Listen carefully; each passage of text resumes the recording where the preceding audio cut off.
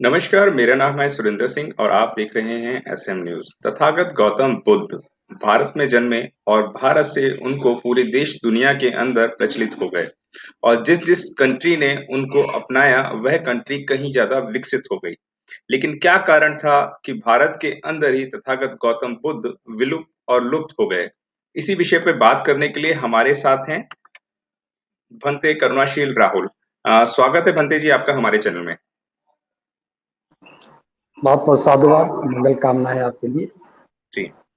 भंते जी क्या कारण है पूरे देश के अंदर ये लोग सोचते हैं जितने भी बुद्धिस्ट लोग हैं कि तथागत गौतम बुद्ध को मानने वाली आज तमाम कंट्रीज़ हैं, लेकिन वहाँ पे ज़्यादा विकसित हैं और भारत के अंदर लुप्त नज़र आते हैं। सबसे पहले तो हम आपसे जानेंगे कि किस तरीके से लुप्त हुआ बौद्ध धर्म और यह किस तरीके से जो लुप्त हुआ है वह वापस आ सकता है, वह हमें बताएँ?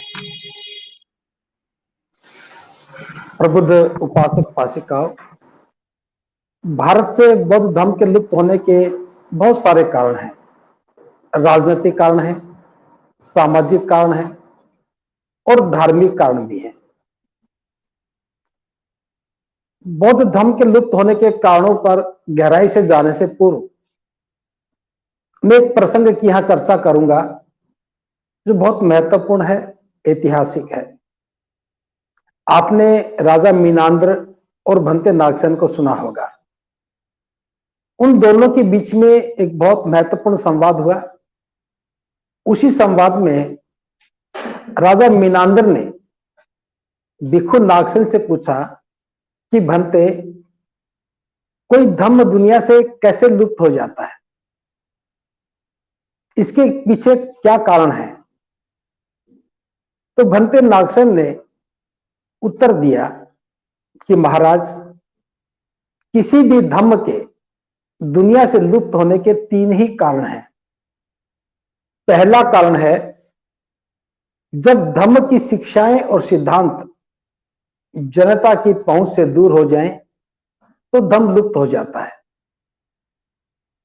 दूसरा कारण है, जब धर्म के सिद्धांत और शिक्षाओं को जनता की भाषा में जनता तक पहुंचाने वाले प्रचारक ना हो तो धर्म लुप्त हो जाता है। और तीसरा कारण बताया, जब धर्म के सिद्धांत और शिक्षाओं को आचरण में ना उतारा जाए तब धर्म लुप्त हो जाता है। अगर आज इस विषय पर हम गंभीरता से चर्चा करते हैं तो तीनों ही कारण प्रमुखता से हमारे सामने हैं। धर्म के सिद्धांत और शिक्षाएं जनता से दूर हो जाएं तो धर्म लुप्त हो जाता है। यह पहला कारण था। इस कारण का विश्लेषण करते हैं तब हम पाते हैं कि राजा वैदर्थ की हत्या के बाद जब बौद्ध भिक्षुओं का नरसंहार हुआ, उन्हें जान से मारा गया, उन्हें प्रताड़ित किया गया, तो बहुत सारे भिक्षु मारे गए। कुछ भिक्षु देश छोड़ करके बाहर चले गए और कुछ भिक्षु ने अपना स्वरूप बदल लिया और वो साधु बन गए। कुछ हो सकता है ग्रस्त भी बन गए हों। ऐसी अवस्था में भिक्षु नहीं रहे। भिक्षु नहीं रहे तो धर्म की शिक्षाएं और सिद्धांत बताने वाले लोग नहीं रहे। साहित्य को बड़े पैमाने पर नष्ट किया गया, जनता से छुपाया गया। और थोड़ा और आगे आते हैं, यद्यपि पूरी तरह से वैदर्थ की हत्या के बाद धर्म खत्म नहीं हुआ, जनता में धर्म था, लेकिन भिक्षु नहीं होने से जनता तक पहुंचाने वाले लोग नहीं रहे। साहित्य नहीं होने से जनता तक लगातार सिद्धांत और शिक्षाएं पहुंचने में बाधा आने लगी। और 6वीं शताब्दी आते आते उसके बाद जब मुगलों का देश में आगमन हुआ, बख्तियावर खिलजी का भारत में आना हुआ, नालंदा को जलाया गया, नष्ट किया गया, बौद्धों पर एक बार फिर जुल्म हुआ। और 6वीं शताब्दी के बाद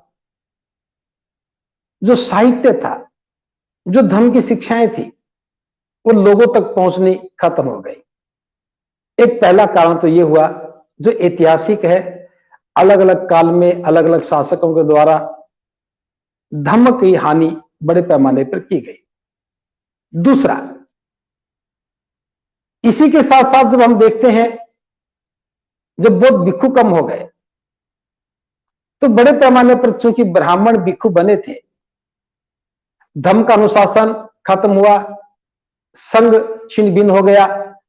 ऐसे में जो भिक्षु बने थे, जो जातिगत रूप से ब्राह्मण थे, उन्होंने अपनी मानसिकता को नहीं बदला और ब्राह्मणवादी धर्म से जब बौद्ध भिक्षु बने तो विहारों में भी वो ब्राह्मण वाला आचरण ही करने लगे।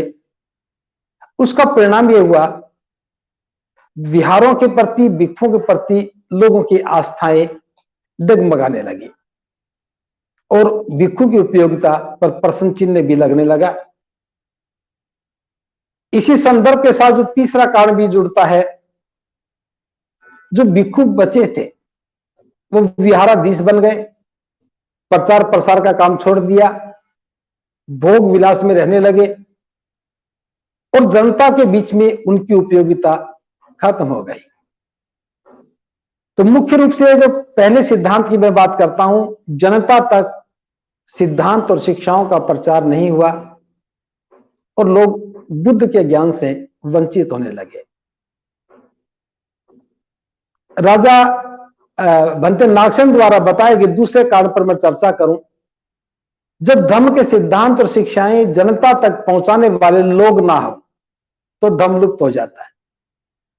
जब इस कारण को हम देखते हैं, बड़े पैमाने पर भिक्षुओं की देश में कमी हो गई, जो बचे थे वो जनता तक जाना बंद कर चुके थे, विहारों तक सीमित हो गए और विहार भी कर्मकांड के अड्डे बन गए। तो जो लोग विहारों में आते थे वो देखते थे कि ब्राह्मणी धर्म में और बौद्ध धर्म में कोई अंतर नजर नहीं आ रहा। यहां तक आते आते बुद्ध को विष्णु का 9वां अवतार भी घोषित कर दिया। अब विष्णु के साथ साथ बुद्ध का महिमा मंडन होने लगा, चमत्कार की घटनाओं को ज्यादा श्रेय दिया जाने लगा।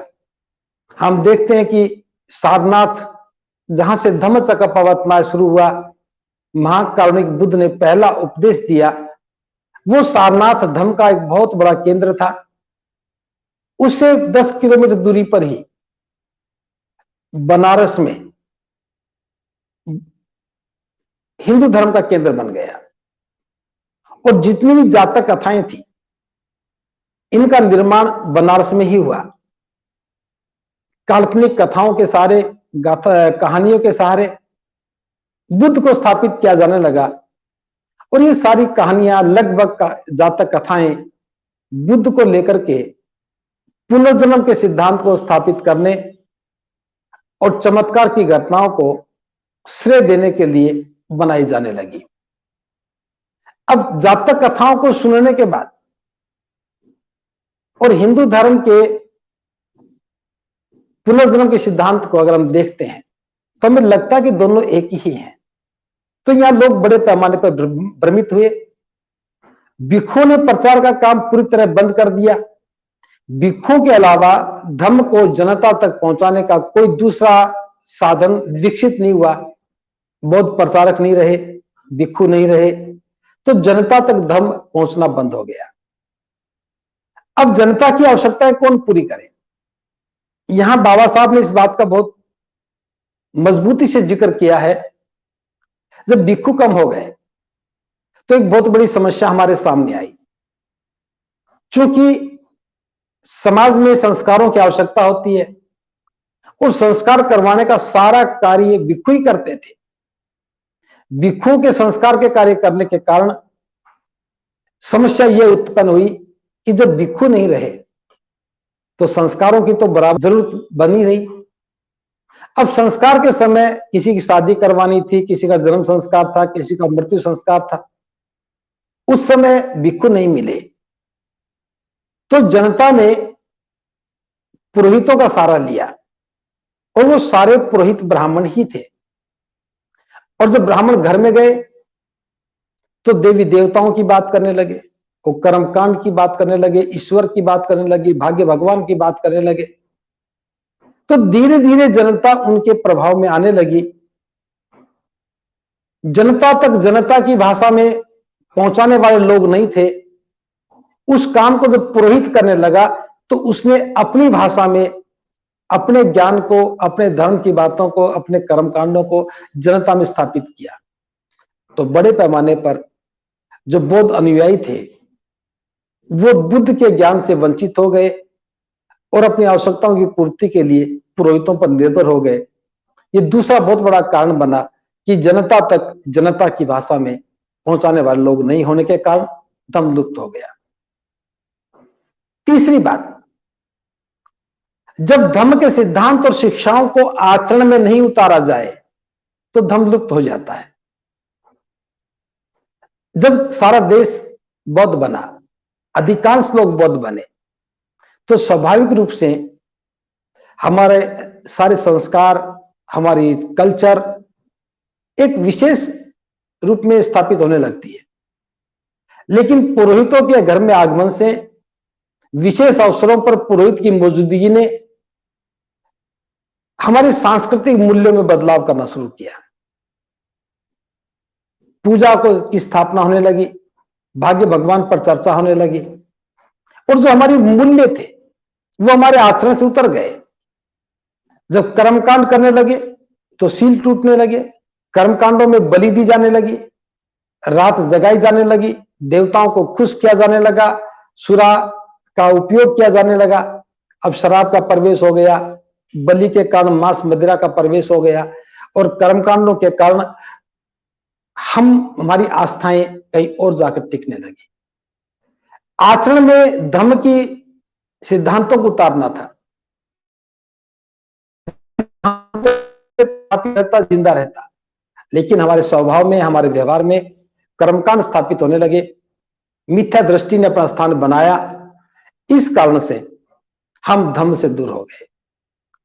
इसमें एक विशेष बात और बाबा साहब ने जो कही, जो बहुत महत्वपूर्ण बात है, बाबा साहब ने एक अंतर स्पष्ट किया। जब समाज में से कोई व्यक्ति भिक्षु बनता है तो सबसे पहले उसका पवज्जा संस्कार होता है। पवज्जा संस्कार से एक अलग मान्यता स्थापित हो जाती है कि यह व्यक्ति पवजित है, उसकी वेशभूषा बदल गई और वो एक सामनेर के रूप में स्थापित हो गया। कुछ समय के बाद, शिक्षा दीक्षा के बाद, उसका उपसंपदा संस्कार होता है। उपसंपदा संस्कार के बाद वो भिक्षु बन जाता है, उसके मूल्य उसे भिक्षु बनाए रखते हैं। तो इस प्रकार से भिक्षुओं की पहचान तो समाज में स्थापित हो गई पवज्जा और उपसंपदा संस्कार के बाद। लेकिन आम गृहस्थ के जीवन में ऐसा कोई उत्सव नहीं था, ऐसा कोई आयोजन नहीं था जिससे उसे पता लगे कि वो बौद्ध बना है। अब एक परिवार है, उसमें जो बच्चा पैदा हुआ उसे जन्म से ही बौद्ध मान लिया गया। चूंकि बुद्ध की शिक्षाएं आचरण में नहीं थी, परंपराओं में नहीं थी, तो जो नया बच्चा पैदा हुआ, जब वो बड़ा हुआ तो उसे एहसास ही नहीं हुआ कि वो बौद्ध बना है। तो बाबा साहब ने कहा, अगर एक सामान्य गृहस्थ के जीवन में भी दीक्षा का आयोजन होता, प्रत्येक व्यक्ति को दीक्षा लेना आवश्यक कर दिया जाता, और जिस प्रकार से पवज्जा संस्कार होता है ठीक ऐसे ही दीक्षा संस्कार भी होता, तो निश्चित रूप से प्रत्येक व्यक्ति को इस बात का एहसास होता कि उसने दीक्षा ली है, अब वो दीक्षित हो गया है धम्म के अंदर, और वो धम्म को आचरण में उतारने का काम करता। तो बड़े पैमाने पर हमने देखा है कि दीक्षा के बाद भी जिन लोगों ने दीक्षा ली बाबा साहब के बाद, उन लोगों ने दीक्षा तो ली लेकिन बौद्ध संस्कारों को, बौद्ध परंपराओं को, बौद्ध प्रतीकों को जीवन में नहीं उतारा, आचरण में नहीं उतारा। इन सब कारणों से, ये तीन ही महत्वपूर्ण कारण है जिसकी वजह से भारत से धम्म लुप्त हुआ। आज भी हम देखते हैं लोग बौद्ध तो बन गए, लेकिन बौद्ध बनने के बाद जो मूल्य स्थापित होने थे, आचरण में धम्म उतरना था, परंपराओं में धम्म को आना था, वो नहीं आया। बड़े पैमाने पर बस एक ही संस्कार बदला है। विवाह के समय जो पुरोहित का काम था वो भिक्षु करने लगा, और भिक्षु के काम करने से उस परंपरा में कोई बदलाव नहीं आया।